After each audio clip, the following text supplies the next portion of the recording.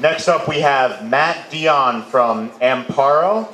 Matt is a RPI PhD candidate redefining prosthetic care in developing nations using human-centered design and a global team. Come on up, Matt.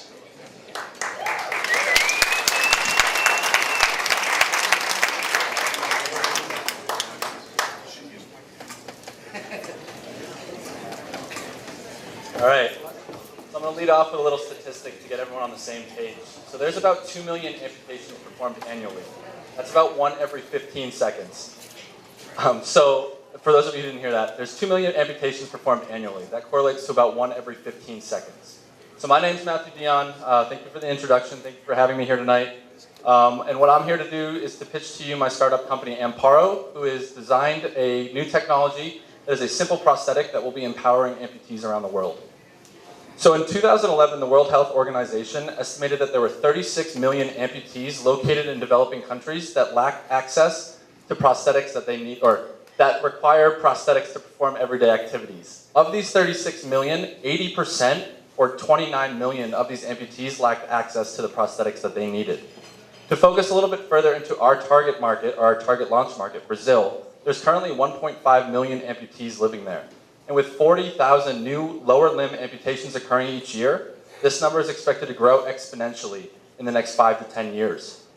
Now, following an amputation in Brazil, amputees can be looking forward to waiting up to 3 years in order to obtain a prosthetic. So this means they're confined to a wheelchair, confined to crutches, living on the streets, like one of our friends here, Jalima. So what we've done at Amparo is we've designed a simple engineering concept that will drastically reduce and potentially even eliminate this 3-year-long wait period. And so this we call the Amparo socket. The Amparo socket is, like we like to say, beautifully simple. It's basically comprised primarily of a low-temperature thermoplastic that is easy to use, easy to work with, and doesn't require any specialized tooling. It incorporates a valve system here, a vacuum system that provides suction to prevent the socket from falling off while the amputee is using it. It also incorporates a standardized base component that's not shown very well in this rendering, but it will allow us to interface with the other components of a prosthetic leg that are readily available in these developing countries. And so here's our most recent prototype that we have here. It's actually being unveiled at one of the world's largest prosthetic conferences right now as we speak in Germany. But this was actually fit to an amputee volunteer in Germany earlier this week. So the Amparo socket provides value in 4 distinct ways. The first of which is that the fitting process is extremely fast. The next is that not only are the materials that are being used, but also the process drastically reduce the overall cost and the associated costs, so it's relatively inexpensive. The process to fit this prosthetic socket is extremely simple in comparison to the traditional socket fitting techniques. And because we've simplified this fitting process, we're able to implement this in the rural regions of these underdeveloped, under-resourced areas. So to address the first point, what you see in this image here is one of our amputee volunteers in Germany, along with a prosthetist, Dr. Daniel Koch. And through some of our preliminary testing with him, he was able to determine and safely estimate that in the time that he currently takes to fit one amputee in Germany, he would be able to fit 5 of our prosthetic sockets. So that's a 5-fold increase that we would be providing these prosthetists, increasing the amount of amputees that they can see on a daily basis. So to really see how we're able to do this, we have to take a step back and look at the traditional socket fitting process, which is extremely time-consuming and labor-intensive.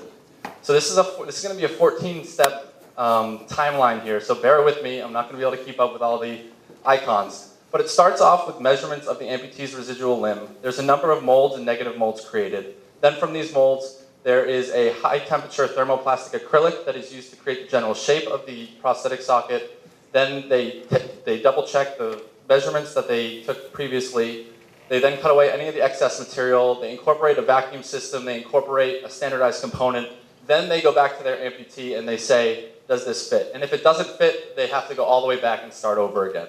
And so this is an extremely time-intensive process that takes a minimum of 16 hours by a highly trained, highly educated individual.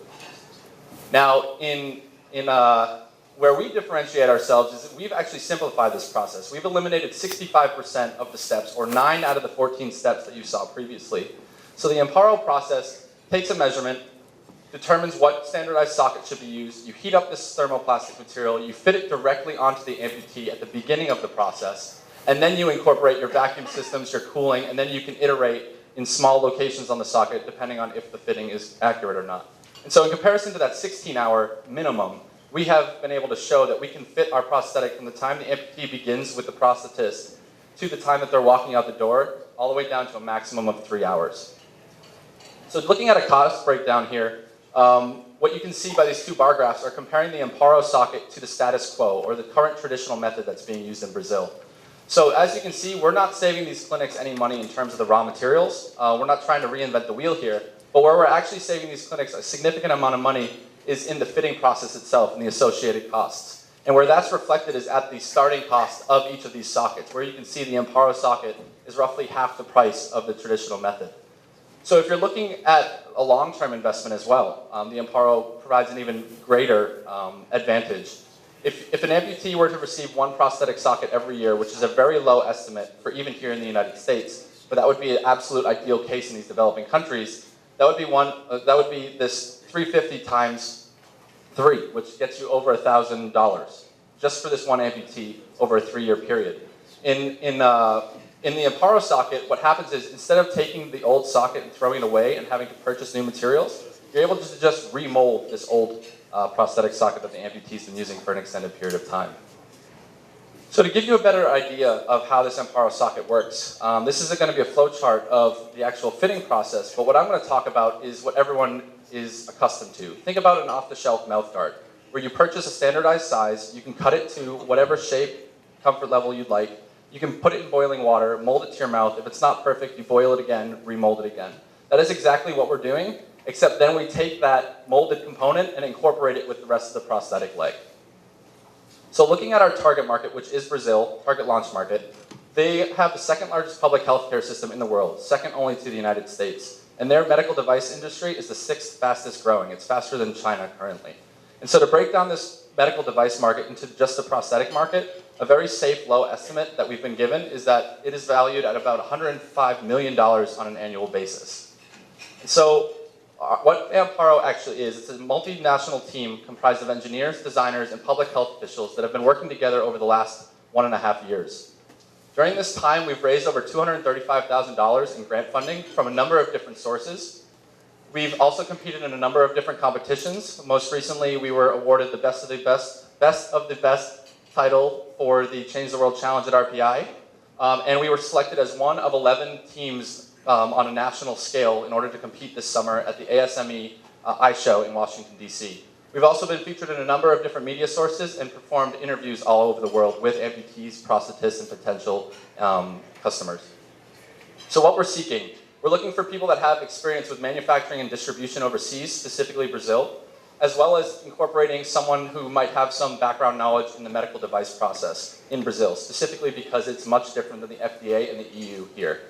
We're also looking for people that have any sort of connections with NGOs, missionaries, anyone that works with amputees overseas, so that we can broaden our network and hopefully be able to expand out to those other areas in the near future. And finally, none of us have any business background, so we're just kind of learning on the fly right now and seeking help from mentors, but we're looking for people that have international business relation or expertise specifically in the medical device field. So with that, I just want to acknowledge our sponsors, supporters, and our partners without whom we wouldn't be here with today. Finally, I'll direct your attention to our website located here at the bottom along with our Facebook page. So if you're interested, please feel free to check it out and I'll open up to any questions.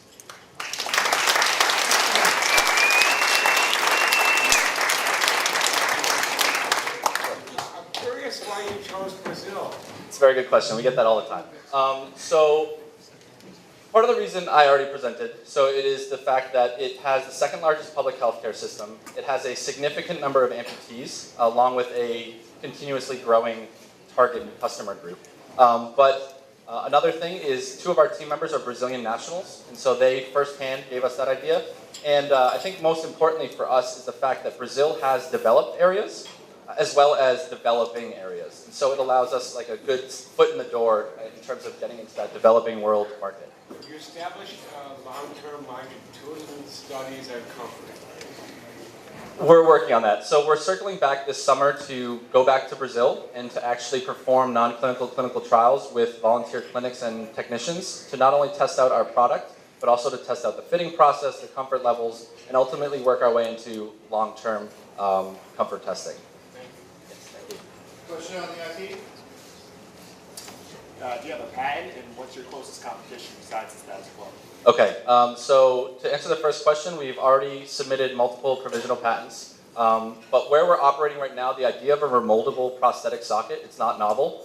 It's in the freedom to operate space. So what we're actually looking to focus on is our fitting process, as well as our business model to be unique, while maybe potentially patenting down the road specific components of our actual design. And so the direct competitor, so the status quo operates about 95% of the market space right now. What happens is if these clinics aren't able to fulfill their monthly quota, they'll outsource some of the work to Autobach, for example, out of Germany, where they can purchase an entire prosthetic leg, but it's at a premium. So they'll spend an extra $200 or $300 per amputee instead of hiring someone else to do the work. Yeah. So you're getting patents on it, but you want to help change the world, so you better keep it open source, so anybody can use it instead of closing it down. So we've been playing around with this idea quite a bit, so the open source idea. We've determined that right now we've been protecting ourselves with provisionals. So those are non-binding in terms of where we go in the future. But where we think we need to go right now in terms of potentially expanding out into the first world market, where we take our technology and instead of being a prosthetic socket, it be potentially a tool that a prosthetist uses in the clinic. We have to protect ourselves at this point. I'm not sure if that fully addresses it, but I can talk with you a little bit more afterwards. Thank you, Dan. Let's give him a hand.